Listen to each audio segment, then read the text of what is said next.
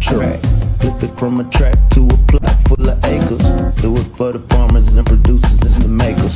What we even here for? Occasionally I ask it. I know it's more than struggling, anticipating the casket. Reap what we sow, I'm trying to fill up my basket. Life's a plantation, I self-law and master.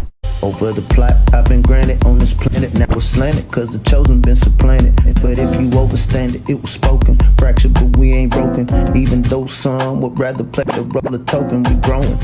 Black through the essence of our presence. We carry the blood of gods, we carry the mind of peasants. Rich black gardens, future look more like Eden. Multiply seeds like the seed banks in Sweden. Rep my planners on plan according to season. Be one code. Switching it up is treason. Black power, family what we eat. Either we get fed or we feed. Be one thing. Copyright disclaimer under Section 107 of the Copyright Act of 1976. Allowance is made for fair use for purposes such as criticism, comment, news reporting, teaching, scholarship, and research. Fair use is a use permitted by copyright statute that might otherwise be infringing. Nonprofit, educational, or personal use tips the balance in favor of fair use. What's going on? How's it growing? Salutations. What's happening? Welcome back to B1 Ag. I was John Henry Harris, from that Farmer Brand EMC. And here at B1 Ag, we focus on Black agriculture as it pertains to agricultural production, education, marketing, health, food, nutrition, and economics, all for the Black family as well as the Black community. I hope we find you doing well today in a growth state of mind. And we have a great story for you today that we're going to dig into. We all know that the alternative meat business is really growing. And this story centers around that alternative meat. Today's topic centers around Jeff Bezos and Bill Gates as they highlight a $158 million investment in fungi-based meat and dairy company. Now, we've been talking about the alternative meats, plant-based meats and things like that, but this story really highlights how this forward movement into this new economy is pretty much destined. And there are several reasons behind that, and we will dive deeper into those reasons why. So, Farmer Brown EMC, what do you got to say about this fungi-based meat and dairy foods? People like mushroom pizzas, right? Fungus. My mom, when I was growing up, she'd always talk about this movie that came out back in the 70s called Soylent Green. And, maybe we'll touch on that here in a little bit. But the concept was New York City was packed and people had to resort to alternative meat and alternative food sources to feed everybody. It's hard to not play devil's advocate when we have these conversations because, once again, the average farmer is 65 years old. The land that we've been using for farming, a lot of the soil is depleted. When you think about things going on like we see going on in the West, where there's unpredictable climate, water lossage, there's a lot, and then you have more consumer demand. As the world turns, more people are being born around the world. Every individual has a right for at least food, if nothing else. And food doesn't just fall out of the sky. Food has to be produced. It has to be grown. If we're talking about meat, it has to be raised. We had some very serious concerns. We have some very serious concerns when we're thinking about economics, as we've stressed before on here, where the food system is turning into will definitely negatively affect the melanated farmers who are, conducting more conventional or traditional operations. This is, I have my pasture. I'm going to run my cows on it. I have my chickens. All of these dynamics are changing. When you have your tech gurus, you think about it, Jeff Bezos just stepped down from CEO of Amazon. if you remember, Bill Gates has stepped down from the head of Microsoft, and then a year later, the world changed. And so sometimes in this grand game of connect the dots, I just wonder, how connected this is. When we think about future planning, think about if you're doing oak or cedar or any sort of wood, a farmer doing agroforestry is going to have a 40-year, 80-year plan. I know when I put this acorn in the ground, I'm not going to have a tree next year. But, my grandkids, great-grandkids, want to make some money. This plot where I planted these trees are going to have a lot of oak trees that are always going to have value. And so my thing is, okay, if there's this much planning that goes into just trees, you got to know that there's a lot of planning that goes into the food system. Once again, I would encourage the viewers, if you get a chance, look up the movie Soylent Green, Soylent Green. Was starring Charlton Heston, and this is back in the 70s. And it's very interesting. That if roll some footage and we're gonna dive deep into it, bro.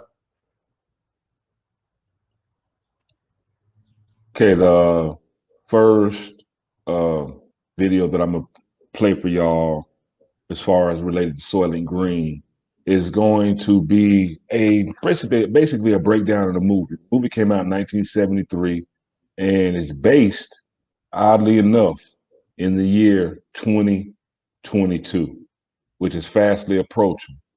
And it's pretty interesting. Y'all check this out.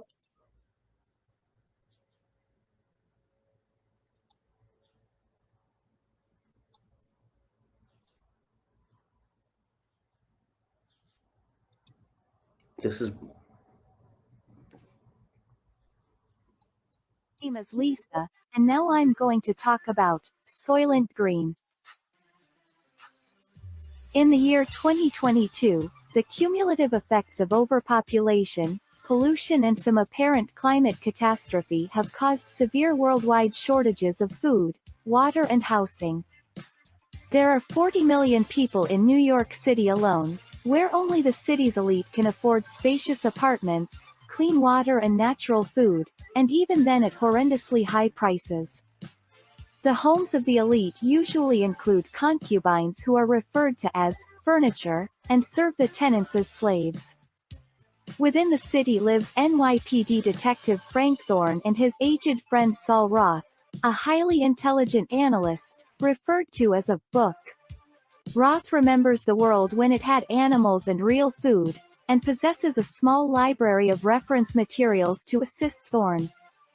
Thorne is tasked with investigating the murder of the wealthy and influential William R. Simonson, and quickly learns that Simonson had been assassinated and was a board member of Soylent Industries. Soylent Industries, which derives its name from a combination of soy and lentil, controls the food supply of half of the world and sells the artificially produced wafers, including Soylent Red and Soylent Yellow. Their latest product is the far more flavorful and nutritious Soylent Green, advertised as being made from ocean plankton, but is in short supply. As a result of the weekly supply bottlenecks, the hungry masses regularly riot, and they are brutally removed from the streets by means of police vehicles that scoop the rioters with large shovels and dump them within the vehicle's container. With the help of furniture, Shirl, with whom Thorne begins a relationship, his investigation leads to a priest that Simonson had visited and confessed to shortly before his death. The priest is only able to hint at a gruesome truth before he himself is murdered. By order of the governor, Thorne is instructed to end the investigation, but he presses on. He is attacked during a riot, by the same assassin who killed Simonson, but the killer is crushed by a police vehicle. Roth brings 2 volumes of oceanographic reports Thorne had procured from Simonson's apartment to the team of books at the Supreme Exchange. The books confirm that the oceans no longer produce plankton, and deduce that Soylent Green is produced from some inconceivable supply of protein. They also deduce that Simonson's murder was ordered by his fellow Soylent Industries board members, knowing he was increasingly troubled by the truth.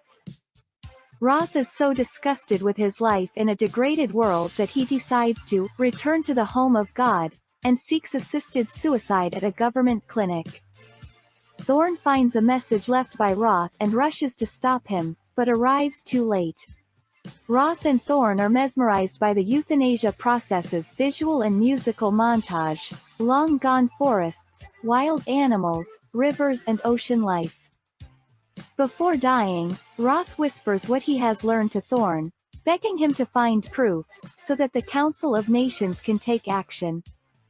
Thorne boards a truck transporting bodies from the euthanasia center to a recycling plant, where the secret is revealed: human corpses are being converted into Soylent Green. Thorne is spotted and kills his attackers, but is himself wounded.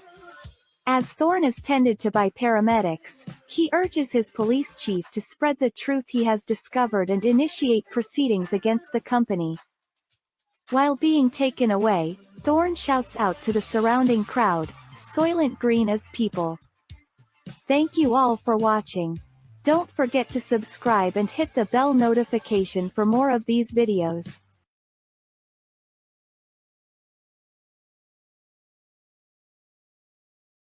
Now, as we look at what's going on currently today in real time, Soylent Green, again, made in 1973, based about the year 2022. We're in year 2021.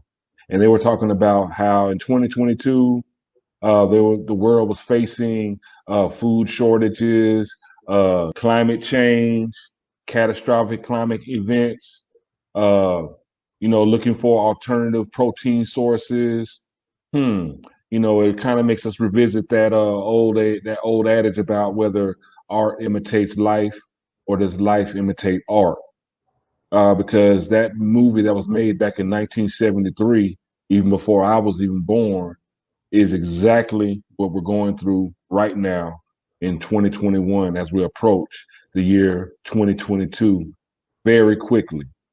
Now, Jeff Bezos, as well as, Bill Gates, they both are, and also Al Gore, they highlight investors that put $158 million into a company called Nature's Find, which is based out of Chicago, and they make fake meat out of fungus. Not only just meat, but also dairy products like cream cheese and things of that nature. That's what we're faced with.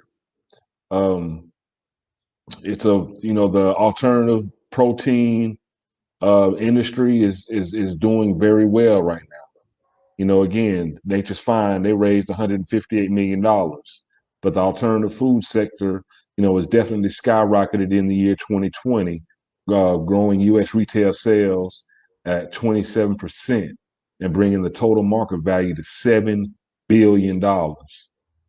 Now, this is an ascending is an ascending industry, and there's a reason why it's ascending. And that definitely centers around consumer demand, impending climate change, current climate change, and also just basically just overall agricultural production problems that are being enhanced by supply chain breakdown. So, Farmer Brown, let's touch on this some more. 733 billion. That's almost on par with the U.S. agriculture by itself at 1 trillion. Why is this important? We had discussed a few episodes back when I was working on a research farm. We had livestock. And these were huge animals that, they had the power to knock down any fence that was on the farm at any given time, but they have been bred to be docile.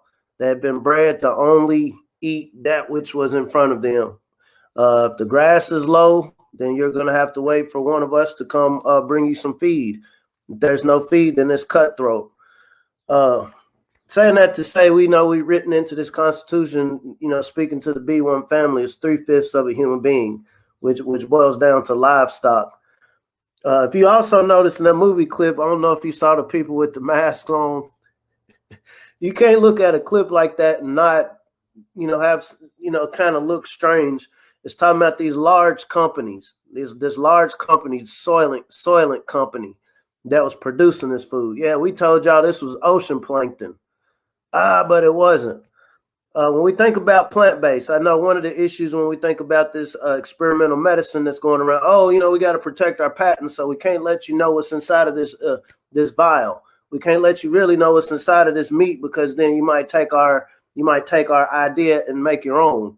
And so that makes sense as somebody that is the producer, as the corporation, but as consumers who the majority of us aren't producing our own food, or the majority of us aren't necessarily, and I'm not saying this in a shading way, more so than just statistically, the average American is 3 generations away from a farm. All I can really speak on is my lived experience. The average person I come across knows more NBA players and entertainers than farmers. We have lotteries for people to go get, experimental medicine, but there's no lottery to meet a farmer, right? But saying that to say your odds of knowing something that distracts you is a lot more higher than something that can feed you. And I think with the ever-changing world, some of these issues do have to be addressed. As the population is growing, people absolutely need to eat. I would suggest eating less, for the broader issue, but that's something that has to be marketed over time, over culture. We have multiple generations now on this planet. Like, hey, I'm used to eating 3 times a day. I'm used to eating 2 good meals a day. I'm used to being able to pull up at whatever restaurant, or even, DoorDash getting delivery. And so our consumer demands is what's driving this.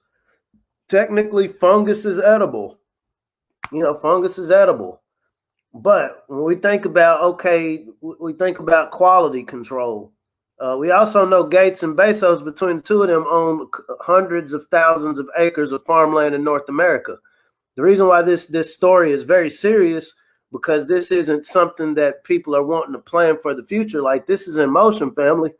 If you remember a few episodes back, we were discussing the first lab-based meat production plant was opened up in Israel. This is a few weeks ago.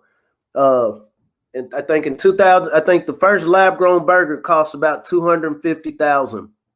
That was back in 2016, 2017. It cost $250,000 to create a lab-grown hamburger. Well, that number now in 2021 is about $23 a pound. And so now it's about $23 a pound to get lab-grown meat. The goal of these companies, like you're talking about, the major investments going into these alternative protein, is that we want to get, when I say we, I mean, the scientific minds that's thinking these things up, want to get it to where it's equal on the market value to, say, producing beef. And then, for the brothers and sisters out there who do raise livestock, because this isn't just with cows, this is with your poultry. This is with anything that we're raising, because we know in the melanated community, the majority of the income being generated is from raising livestock. Like you said, they're talking about climate change back in the 70s. And I know they didn't, you saw the computers that they had in that screen. And so we have a lot more high-tech technology. We have a lot more machinery. We have 14, 15-year-olds that's, riding around, and, I don't have a problem with that per se. But everything we ride, everything we use has to be powered by something. For it to be powered, meaning something has to be harnessed. We were talking also about Mr. Moses and his machine that could turn air into water. We also see that there is an active suppression of better ideas. So saying that to say, as a community, outside of just the conversation, I like to say, hey, family, this is something we need to discuss. But what are some direct action items? Because this is in motion. Like I said, Bezos just stepped down. Like, I'm cool on Amazon. I claim my fame there. Now I'm getting into feeding people. We've heard the stories, some of the stories about some of the working conditions at Amazon. Since Gates got divorced, he's had his little scandals pop up. And this little nerdy guy that pops up in the pink sweaters. And so most companies are basically going to take on the personality of who founded them. Here at B1 Ag, we're not here to disparage or throw shade, more so than connecting dots. You know, do these people also in this Soylent Green, it was talking about the elite were eating very different. I doubt the elite that we speak of in 2021 are eating the same food that the common Joe Schmo is eating. So saying that to say, what are we doing planning for this 2022 scenario?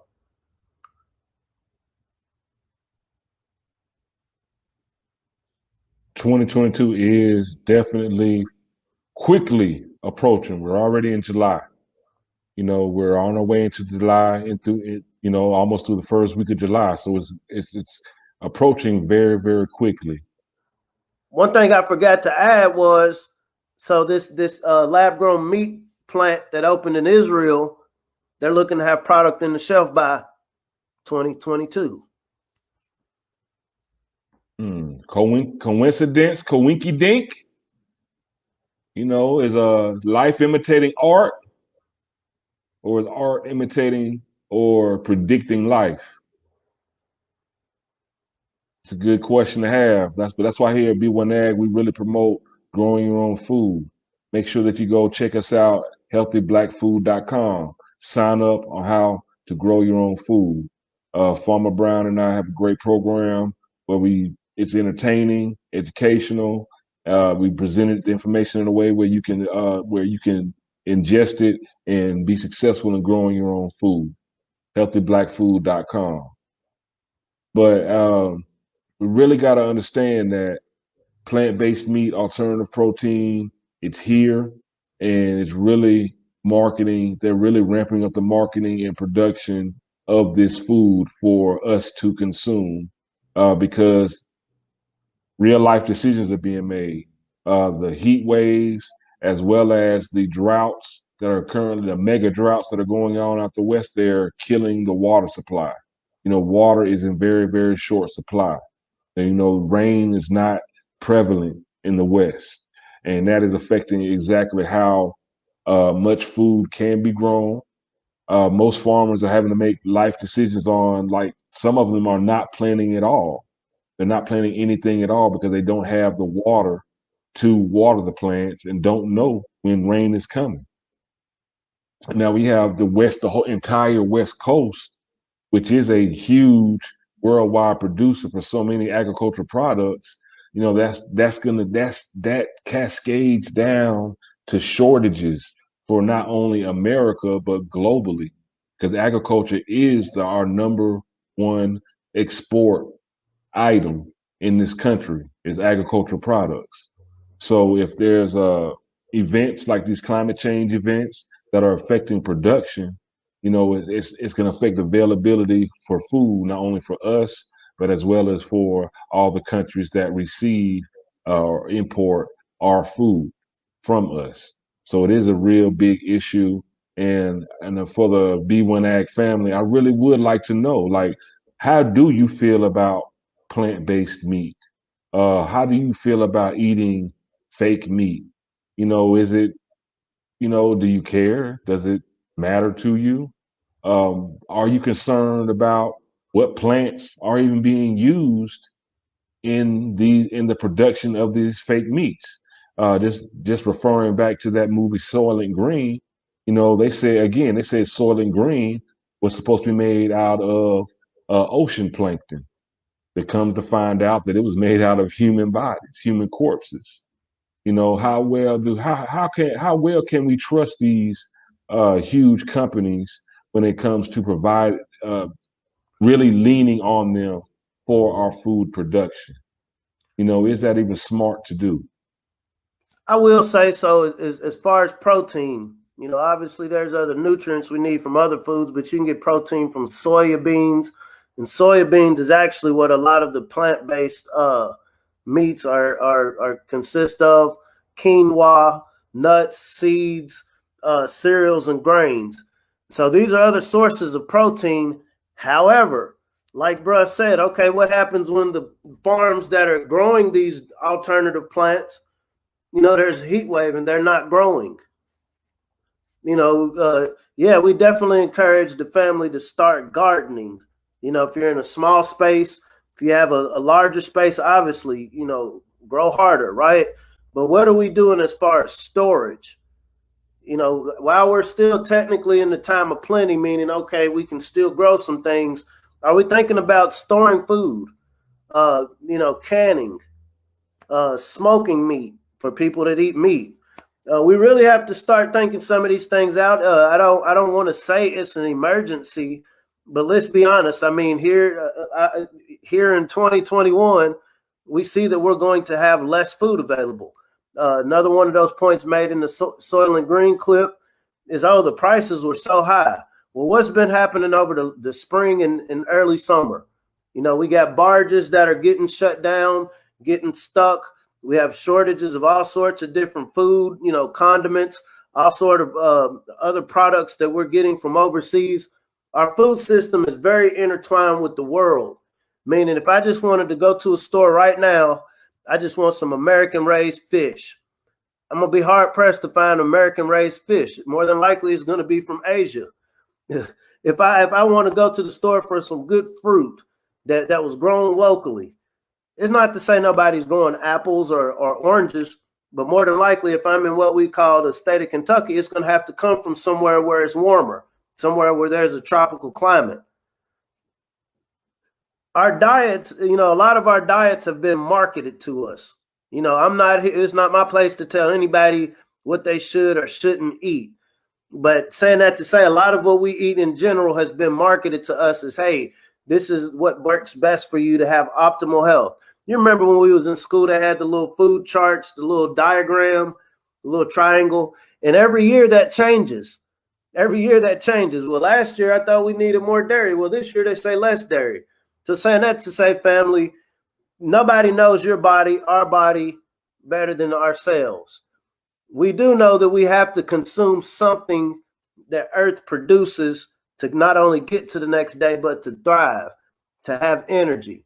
Soylent Green, we're talking about cannibalism, you know, and it's cannibalism whether you knew you were eating a person or not. And I'm not going to step out and say, yeah, I think they're cooking up people, but we got to be very conscientious about how dire this situation is about our food security. Humans can only go about 3 days without water before we start getting headaches and having serious physical conditions. We can only go a week or so. I think 14 days is the most without food until it gets cutthroat. You die, you expire. Your body has, you know, just like your phone has to be charged or it will no longer work. Our bodies were the first technology. And so what these companies, what your Bezos, your Gates, your other people involved is they're like, well, hey, we know how to power computers. We'll figure out a way to power people. Believe it or not, the same faction of people that saw us as 3/5 a human being, some of them have progeny that happen to be billionaires that see people the same way. This isn't to be disparaging, family, more so than, okay, we see it with a movie like Soylent Green. Nobody's just going to make that movie out of thin air. There were discussions being had amongst the writers. It makes me think of 1984 by George Orwell. And it's like, wow, you know, there's so many similarities. It's like, how did these people come up with these concepts? And they knew no such thing as a telescreen back then. But now we see the majority of the world, literally 4 billion of us, are online looking at a screen, a telescreen. There's a such thing as prophecy. I believe in the power of prophecy, but then I also believe in there's a power in truth. Now, I told you what I'm going to do. Now, if y'all get distracted by everything else between what I told you, hey, that's on y'all, but I told you the truth. Because you can't get power by your power source unless you're acting in truth. So saying that to say, what truth are we operating in, family? We understand that the wealth of this nation was built on agriculture. It was built on the production. It wasn't built on consumption. You don't build anything consuming. What are we doing now to inspire the next generation of creators? What are we doing now as, you know, people still, you know, relatively young that might have space for 1 or 2 more career changes?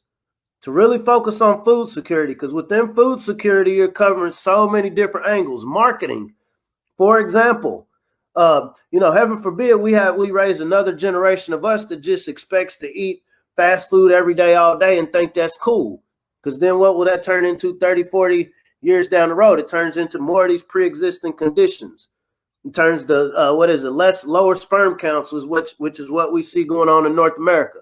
I was just listening to a sister, they were talking about colon cancer is up ridiculously from people born in the late 70s and 80s versus the people born in the earlier days, your 40s, 50s, and 60s, less instances of it. Well, what's happened since the 80s? These sugared drinks, highly processed foods. Like you said, you talk to some elders, they're like, I don't know what that is y'all are eating. I know what it looks like, but that ain't what it is. We laugh and we have these conversations, but family, this is very serious. It's very serious. We can make all the money in the world, but if the only thing you got to choose from is this high-priced fungus meat, what are the long-term effects of that? I love soul food. I come from a family of great cooks. But once my mom had cancer, not to put too much of my family's business out there, back in '94, that's when I was 14. We stopped eating smoked foods. It was a lot of dietary changes, and I'm thankful that my mom recovered. But I also understand. Okay, wow, there was a health benefit in changing certain foods that we eat, because all of these things, everything we consume has long-term effects. Whether you're talking about what we're consuming in our mind, what we're consuming in our bodies. And I just can't feel comfortable about these people, and all of these different ideas of how they're going to feed the world. And I would be more comfortable if I knew that, just as much as we complain about police brutality, what were they talking about in Soylent Green? Police just scooping people up the road. What did your president just do? He's making it rain on the law enforcement, right? Y'all, the world is changing before our eyes. And to get to the next day, we at least have to eat. Definitely, we have to eat. And it's only makes sense that we take an active part in making sure that we are food secure. It only makes sense that we grow some of our own food, if only just to supplement part of our diet, just to make sure that regardless of what's going on in the world, all this fake meat going around, 3D printed chicken nuggets and lab grown petri dish made steaks, that we have an option that we created for ourselves, that we're going to make sure that we're eating real organic foods that we know are good for us and we know that can sustain us. I mean, this is what's happening in real time, people. It's coming to the hoods first. Trust. Please believe it.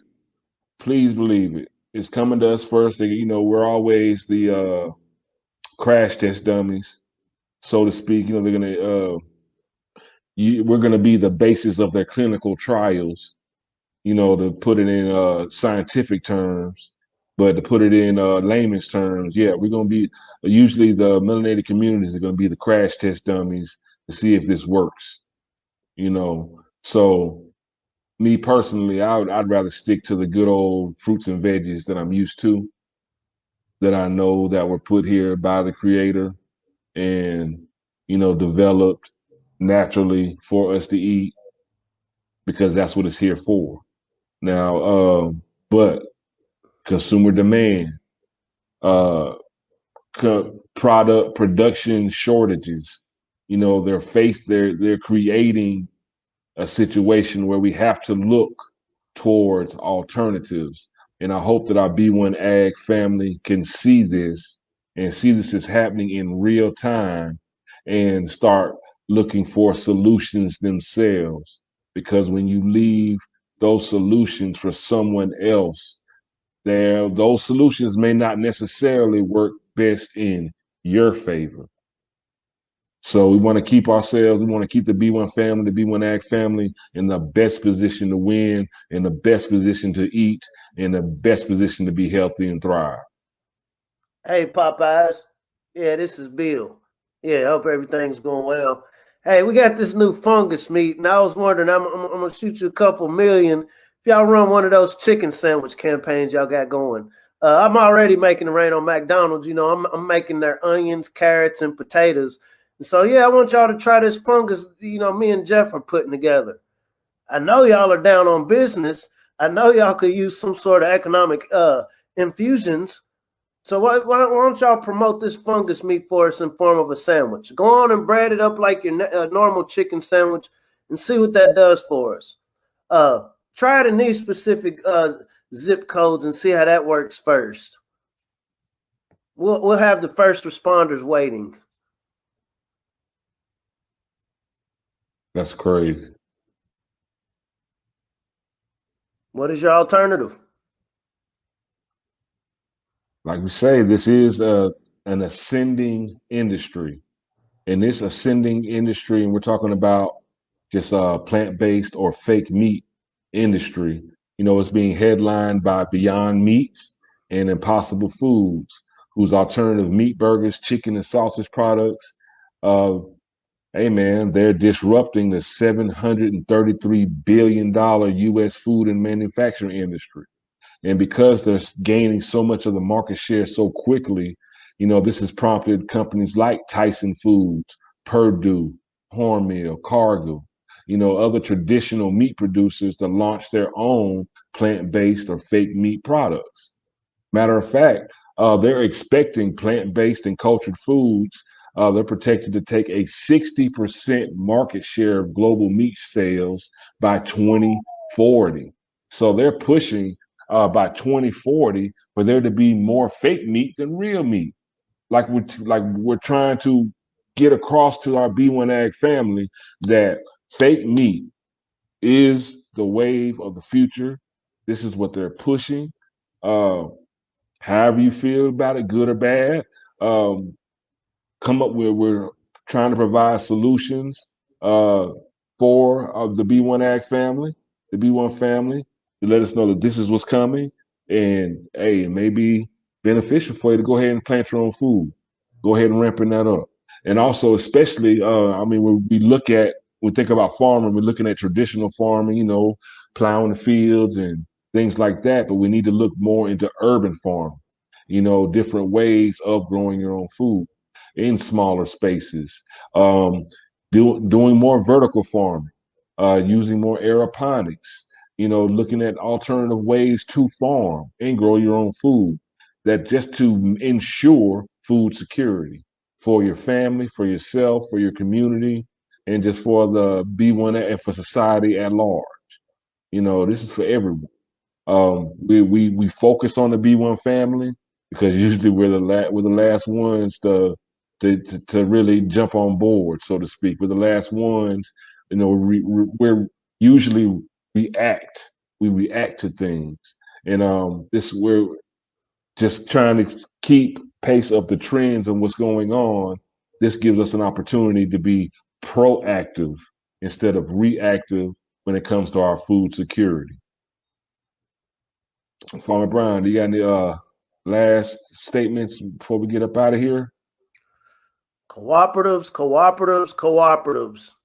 In a time like we're going through right now, I don't know too many individuals that could just, come out of pocket and provide a whole community with their, annual intake of birds, for people that are in their chicken. I don't know too many individuals who can just take it upon themselves to just go invest in cattle by themselves. You're looking at about 2,000 a head. Once good cattle, because all cattle isn't created equally. But these are opportunities to go in together. You can split a single cow up with 4 families. That's about a year's worth of beef if you're into eating meat. Raising chickens. And so I know up here in Kentucky, you ride through some of the hoods now where me and my peoples grew up. The people that I grew up with don't live in these houses no more, but people from below the border, it's almost like lifestyle. They're going to have chicken coops. They raise their chickens in the backyard. There's really no laws against that. It seems weird. Most of us came up that, we can't raise chickens inside of a city. These are cooperative opportunities, y'all. Going in on some birds, raise them. Hey, we're going to designate these 10 yards over here. We're just going to raise. We're going to get a head count in the community. Hey, how many of y'all are interested in this? We have a communal pot. We can meet at the park. We can meet at the neighborhood association center. pay our dues, and it's going to go directly into this food protection program. And I'm just making this up, but I'm being very serious. We know we're going to need X amount of square feet of produce, and so we're going to allocate 5 yards. Y'all have, between all of y'all have a couple of acres. Okay, cool. This is where we're going to get our carrots instead of getting Mr. Gates's carrots. Okay, y'all don't have as large amount of acres, but y'all still have enough for your garlic, your onions. Okay, we got some facilities. All they have to do is be kind of hollowed out. We're going to create some jobs for some of the young men and women around here who understand carpentry. We're going to grow our greens inside using some of these urban gardening techniques. Okay, man, I'm in the hood and I don't know where to start. This is opportunity for some of the farmers losing money right now because of what's going on the broader agricultural scale. These should be your teachers. These should be your teachers. They can tell you a lot about growing hands-on. And so once again, you got to be a friend to make a friend. Cooperative economics. Economy isn't all about money. It's making things move. And we need to make our food system move in a way that is conducive to the B1 family. Not just us who are living now, but those that come after us. We see that they've thought this out to 2040. By 2040, we want 60% of the meat that people consume to be fake, and we're going to make it. What's happening between 2020 and 2040? People are losing land. Farmers who've been able to keep, especially the black melanated farmers who've been able to keep their farms and their family for X amount of years. Okay, man, you're taking the livestock industry away from me. What am I going to do? And so you're looking at a lot of other negative impacts outside of just, tractors and whatever these, weird notions that a lot of us have about farming. This is serious business, family. Bob Johnson, we'll talk about that a little later. He was touching upon just the issues going on with black farmers and black agriculture. Once again, I don't like to end any conversation on a negative note. This is a huge opportunity for us, not only in an existential way to figure out our food system, but this is a huge way to reassert this black magic and these black minds to solving problems. Problem being, I don't want my kids growing up in a world where their only choice of food is fungus-based or plants that, I can't really tell you what's in it because it's infringing on my patent rights. That's not cool, because when something goes bad, you think about the experimental medicine. You can't sue anybody. These are big. The people who are talking about creating our food for the future are not farmers. They're people who got big in tech. I ain't throwing shade at tech. The founder of Google, he's heavily vested in, I just learned this a few weeks ago. He's heavily vested in the alternative protein movement. And so you have the people, and I hate to say it, family, but computers control the world. We are locked into our devices, and the people who are, wanting to create this meat, these new forms of food, are the ones who create these devices. They create the programs that all of us interface with. Extreme right, extreme left, center, don't care, whatever. If you have a stomach, guess what? You have to eat. And you have a handful of people in the world who, they can fly wherever is nice and eat something natural.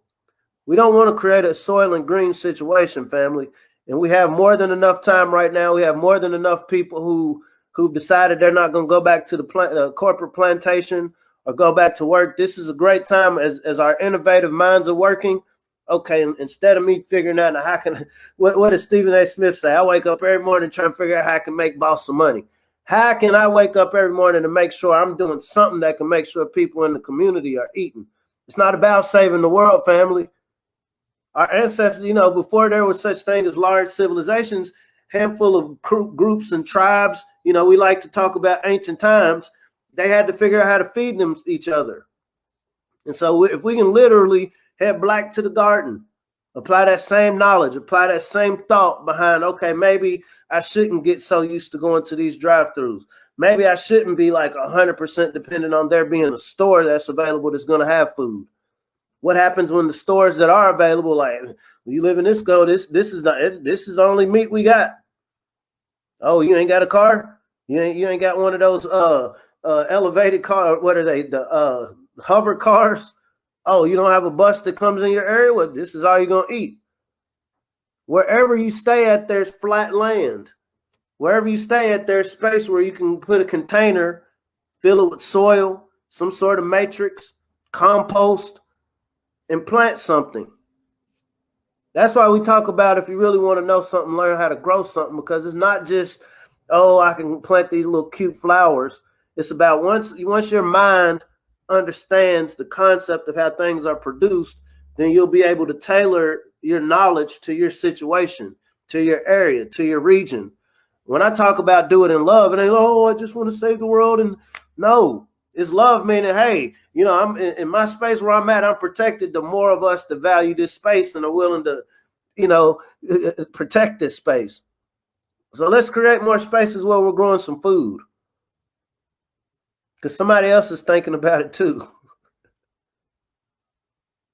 And if they're thinking about it, especially if they're thinking about creating this food to give to us, we definitely need to think about creating food for ourselves. Because me personally, I would choose collard greens over Soylent Green any day. Collard greens over Soylent Green. That's my word for the day.